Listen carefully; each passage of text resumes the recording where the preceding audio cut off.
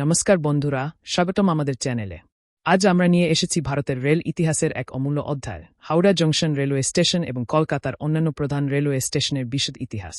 চলুন শুরু করি এক দারুণ যাত্রা 1853 সালের সেই দিন থেকে, যেদিন প্রথম ট্রেন ছুটেছিল হাওড়া থেকে হুগলি পর্যন্ত।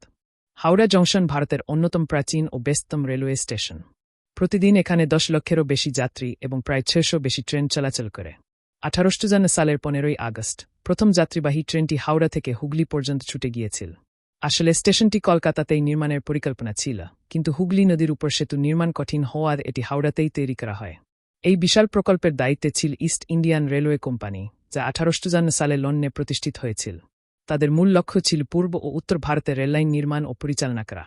1874 সালে হাওড়া থেকে কলকাতা সংযোগ করতে হুগলি নদীর উপর তৈরি হয়েছিল একটি অস্থায়ী পন্টুন ব্রিজ। পরে সেটির জায়গায় আসে আজকের ঐতিহাসিক হাওড়া ব্রিজ, যা 1943 সালে চালু হয় এবং আজও শহরের প্রাণকেন্দ্র।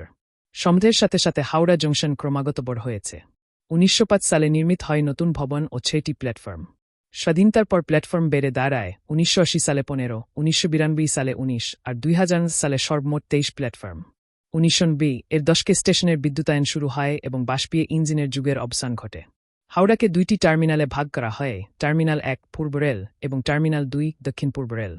এমনকি 2020 সালে এখানে খোলা হয়েছে একটি ভূগর্ভস্থ মেট্রো স্টেশন, যা একটি আন্ডারওয়াটার টানেলের মাধ্যমে কলকাতা মেট্রোর গ্রিন লাইনের সাথে হাওড়াকে যুক্ত করেছে।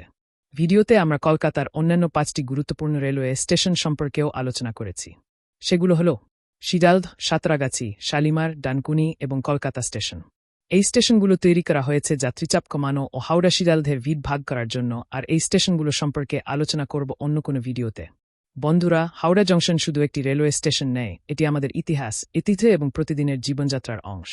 আপনাদের কেমন লাগল এই ঐতিহাসিক ভ্রমণ? কমেন্টে জানাতে ভুলবেন না। ভিডিওটি ভালো লাগলে লাইক দিন, চ্যানেলটি সাবস্ক্রাইব করুন আর নতুন নতুন ইতিহাস জানতে বেল আইকনে ক্লিক করুন। আবার দেখা হবে নতুন একটি ভিডিওতে, ততদিন পর্যন্ত ভালো থাকুন। ধন্যবাদ।